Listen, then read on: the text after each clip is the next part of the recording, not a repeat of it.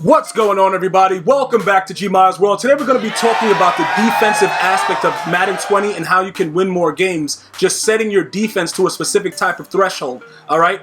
We're going to talk about main things and the abilities that I have on my player in addition to some of the things that we're probably going to be doing going forward in the future, because some of the feedback that you guys gave me, you need 5 hit sticks in order to activate the selfless, is what you guys were telling me with Pat Tillman. So we're going to probably look into that as well. But for the most part, defensively, you got to be able to stop the run. Okay? So what does that mean? That means up front, you're going to have decent players. Now, remember, this is for everybody. It's not only, some of the new people learning how to play Madden. This is also questions that I get from my veterans. So most of you guys see the players that I have. You kind of understand the gist of what I'm doing. It kind of like, you're able to understand a little bit more of what's going on with it. But for the most part, some of you guys still don't really grasp that if you cannot stop the run, you are going to get dominated. Okay? So you need to understand that as you go forward, it is very, very necessary for you to be able to stop the run regardless. It is not something that you should take lightly. So when you come in, when you come into this video right now and you read the title and it's like, I'm building up your defense to kind of show you how to win more games, that's specifically the players that you have at the positions. Okay? The positions that you have, the right end, the left end, the D tackles, these are very, very critical positions that you need to have the best players possible in order to be able to successful in the game. Now, look, this is what's interesting about Madden 20, right? Sometimes when you're playing psychopaths like myself that always run the ball every snap no matter what's going on, well, not every snap. If you stop me too much, I'll come out and throw a hot one every now and again. But for the most part, I'm going to run the ball like 90% of the time, right? It doesn't really matter in certain cases with the runs. It's going to be about your user defender, okay? But for some runs, you need players that can get instant sheds and be in the backfield. For instance, the stretch plays, okay? A stretch play is very, very difficult to stop depending on the formation. Let's just use I form close. We've all seen I form close, right? The one thing that's the tell for that offense, if you guys are not aware about it, is where the tight end is. Because wherever the tight end is usually the side that they're going to run the ball to. So if they pretty much tell you, some guys will flip it to the other side and leave them in the same spot and just run to the left when the tight end's on the right, and vice versa. Either way, you're going to have linemen that pretty much get that animation to spin off of the tackle. Many of you guys don't even understand how critical that is, and you don't understand how you get that. Now, as far as the way that they play the run, Von Miller and Lawrence Taylor in a 3-4 on both sides are completely dominant, all right? But not in most cases, which is why a lot of people get, ran on a lot. You know what I'm saying? Like, if you run a 3-4 defense, the 3-4 defense is going to give you the most success against stopping the run. So you have to have the outside linebackers be very, very stout in being able to do key things, all right? Now, power moves is what you're going to see between Von Miller and Lawrence Taylor. Is that what makes them so good? I can't tell you. I have no idea. Is it the abilities that I put on them? I don't know. Because in some games, they'll play out of their minds. Some games, they'll just they'll get blocked a little bit and it becomes a little bit more of an issue. But regardless of what it is, you have to understand, like the way that the game plays, you're going to play people in certain games where your team just will not play to the optimal level. That doesn't mean that your players are not playing the way they're supposed to be. It just means that their offense has a boost for some reason, and EA is like, yo, you finna get this whole thing right now. But for the most part, a solid 3-4 odd defense is going to dominate with these players. Now, again, going back to the last video, if you watch part 1, let me know if you watch part 1 of this series by typing part 1 in the comment section. Because if you saw the thing about the offense, one of the main things that I told you is that the O-line has to have certain tiers with run block, lead block, and impact block. So to counter that, power moves, block shed, finesse moves, even though these two individuals don't have all that, it might turn to the ability with the edge threats and the stuff like that that's able to tackle them through defenders that makes them so much better. But ideally for me, I don't think you're going to get a better right outside linebacker for the entirety of the year until they release another Lawrence Taylor.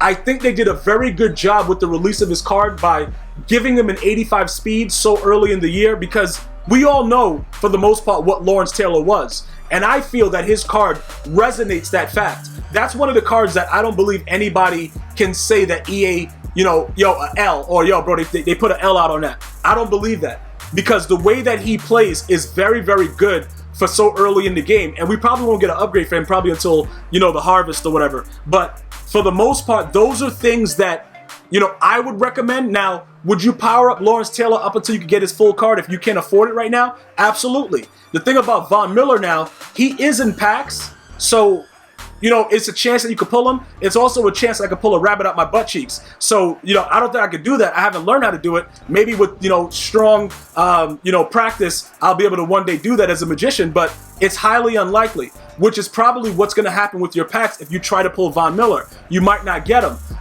Unfortunately for you, he's not a legend, so you can't get him to a certain level without, you having to get his card. But I will tell you this, having them on the edge, even when you leave them in the 3-4 and like zone coverages, they play the run very, very well. Okay, so that's just the outside linebackers. Now, when you look at the middle linebacker, both of these cards are free. The Ryan Shazier's, well, you got to still power them up, but I'm saying, like, to get the beginning of the card, Devin White is completely free because you just got to play the gauntlet. This guy, you got to use training in certain aspects of it to get it up, so he's absolutely not free. But what happens is, after you get him to a certain point where he is right now, now you're just waiting for tokens to get him up to a 99. Okay? So when you look at his numbers right now, you might say to me, okay, because we have to really stop the run, does it make sense to have a guy that's so fast but doesn't have the real strength, doesn't have like the extra block sheds, stuff like that? If he's your user, you won't have any issue running right around if you have the right type of stick to get to the player that's running the ball. Okay, in most cases, you're going to use your safety. If the guy you just know is coming out running every play, you might just come out, run a cover 4 drop or whatever, blitz the middle linebackers, play in the safety, whatever it is.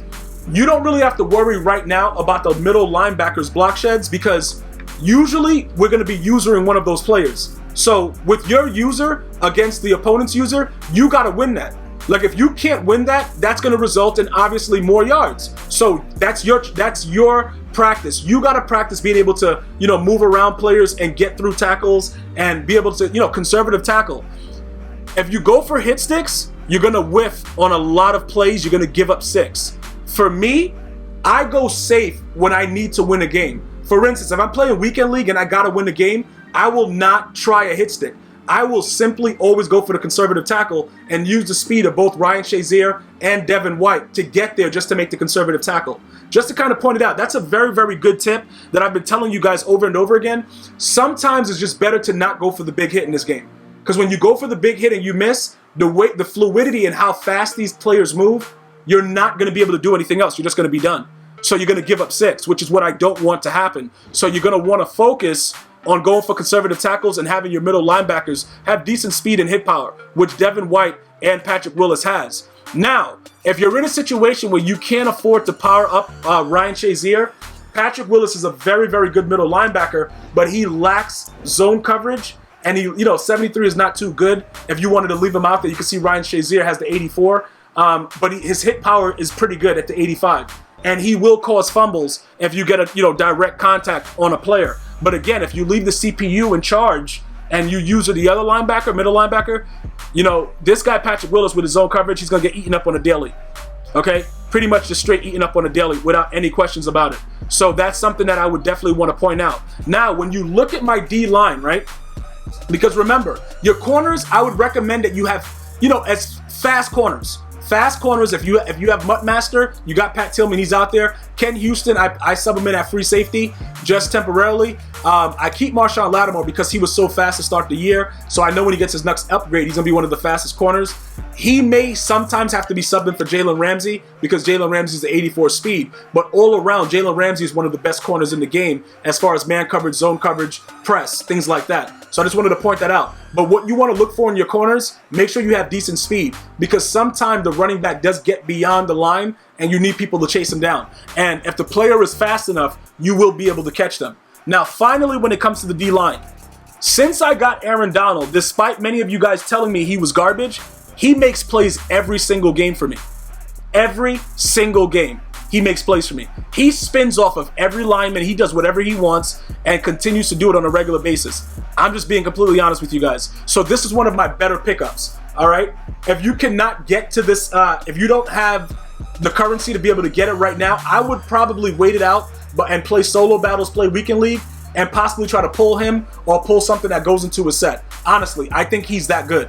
You know what I'm saying? Like, I always look to rage sell players, but Aaron Donald is always doing something good. And that's just quite honest for you, bro. Linval Joseph, because he's so strong with that 93 strength, he's somebody that's really, really wild, yo.